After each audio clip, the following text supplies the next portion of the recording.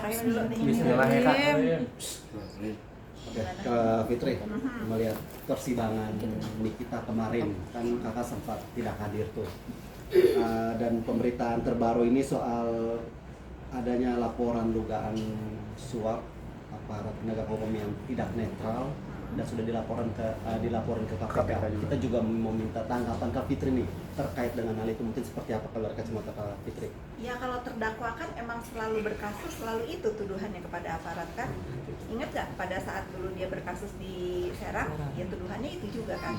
Sama, jadi kalau saya melihat upaya-upaya terdakwa untuk membela diri yang menurut saya juga harusnya nggak begini ya. Ya saya udah bisa tebak lah gimana nanti kan kalau terdakwa, karena ini bukan pertama kali ya terjadi kalau dia menuduh aparat seperti itu. Artinya sebagai salah satu orang yang pernah dekat bertahun-tahun dengan Nikita, Kak Fitri melihat bahwa itu strateginya dia ya? Strategi. Tapi bagus ya, ini bagus agar bisa dibuktikan karena dugaan saya apa yang diterima, laporan yang diterima sama tim terdakwa ini dari salah satu oknum ya, dari salah satu yang terinspirasi juga dari ulah-ulah pemerasan di dunia maya ini, karena ada satu orang memang sebelum ini tersebar itu dia menawarkan dulu ke saya dengan meminta imbalan ke Dr. Reza gitu. Nah ternyata setelah saya cross check ke para owner skincare, modusnya memang seperti itu. Nanti beli skincare-nya, terus nanti dia WA, oh muka saya nih breakout nih, nggak cocok nih sama skincare kamu, minta untuk berobat lah, apa-apa, kalau nggak mereka dia mau speak up. Ya polanya sama sebetulnya, tapi sangat disayangkan kenapa kalau memang benar ya, ini kalau memang benar informasinya ini dari salah satu netizen ini diterima mentah-mentah oleh pihak terdakwa, harusnya cek dulu ini orang siapa sih yang kasih informasi, apakah dia memang benar orangnya, apakah track recordnya juga benar. Ternyata kan begitu di spill di dunia maya, memang ini orang banyak masalah kan yang kasih informasi ke terdakwa ini. Itu banyak dicari orang juga, katanya sih infonya suka nipu-nipu orang juga. Ya memang mungkin pekerjaan di dunia maya ini macam-macam ya, salah satunya mungkin dipakai juga untuk yang kasih informasi ke terdakwa ini sebagai pekerjaan. Tapi Kak Fitri kalau melihat sidang kemarin, kembali lagi kisruh dan kisruh terus di setiap sidang. Dirimu melihatnya seperti apa sih Kak? Ini memang seperti memang sudah tabiatnya terdakwa kah Emang atau tabiat, seperti ya. apa kah?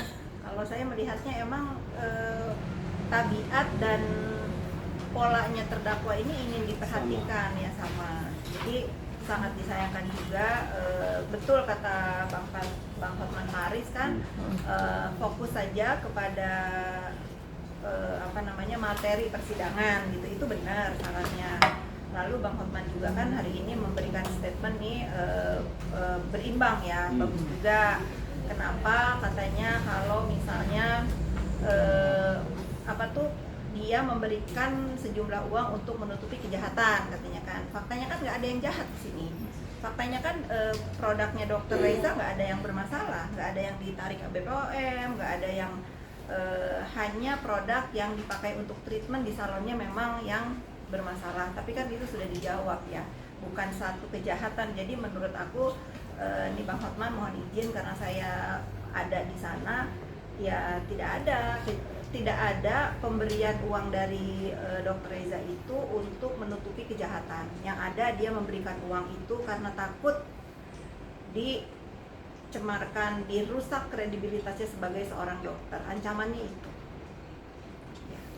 Oke Kak Fitri, ini juga Bang Hotman sempat mengimbau juga kepada para fansnya dari Nikita untuk lebih fokus ke pokok perkara permasalahan, tidak melihat dari sisi lainnya. Gimana nih Kak Fitri? Ya itu bagus, itu bagus banget ya, itu harusnya seperti itu gitu.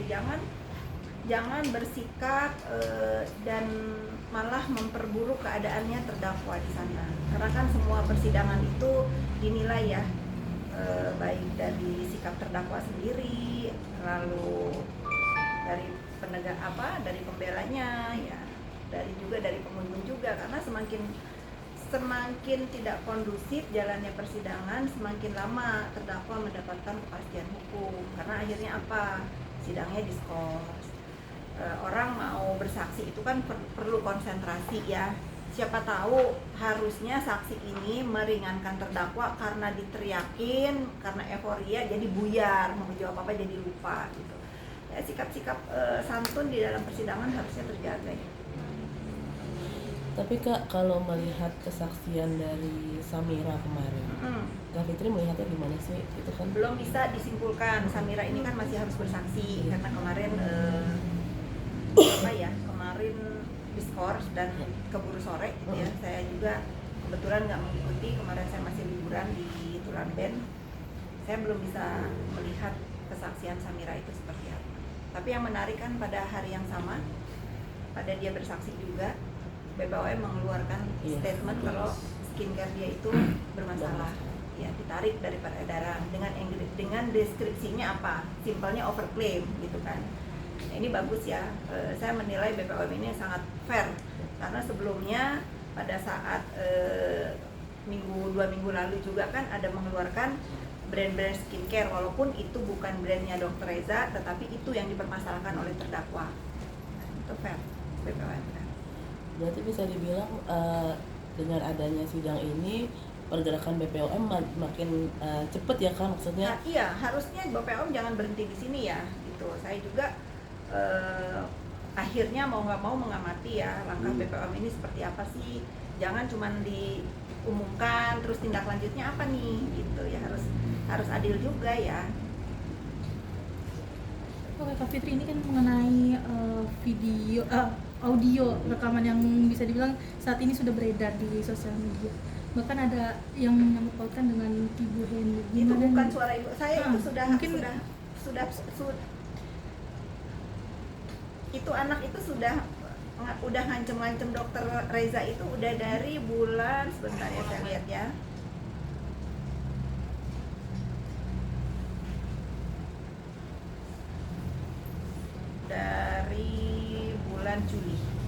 Dari bulan Juli dia itu udah ngirimin rekaman-rekaman ke saya seperti ini. Cuman emang saat itu nggak kita gubris karena nggak benar gitu.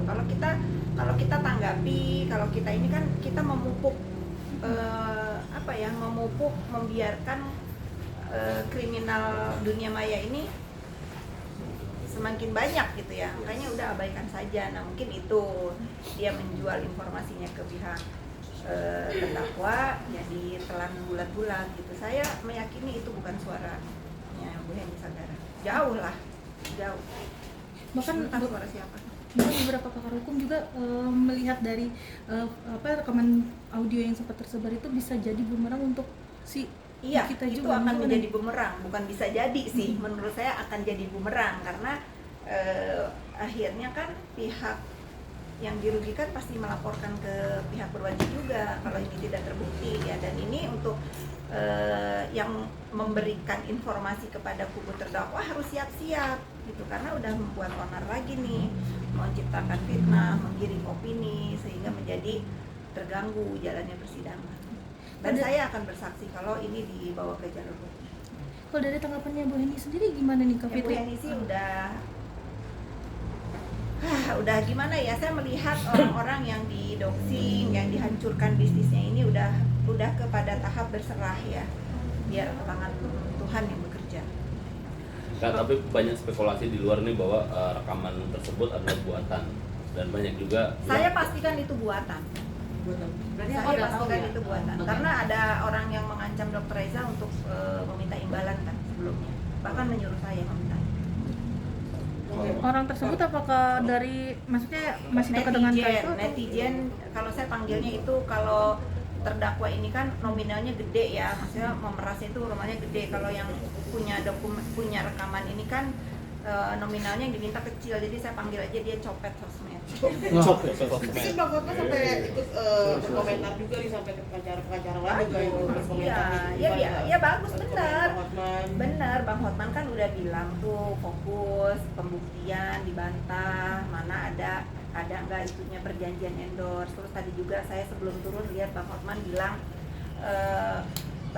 bertanya kalau memberikan uang untuk menutupi kejahatan. Masalahnya nggak ada kejahatan di sini Bang Hotman. Adanya itu dia diancam untuk apa? Untuk dirusak nama baiknya, dihancurkan kredibilitasnya. Kalau mengenai kejahatan pelapor ini nggak ada sama sekali. Skincare yang udah dibahas itu udah dibantah juga dan sudah dinyatakan kan itu emang bukan milik Glavitsia ya. Itu produk kayak saya nih klinik di atas.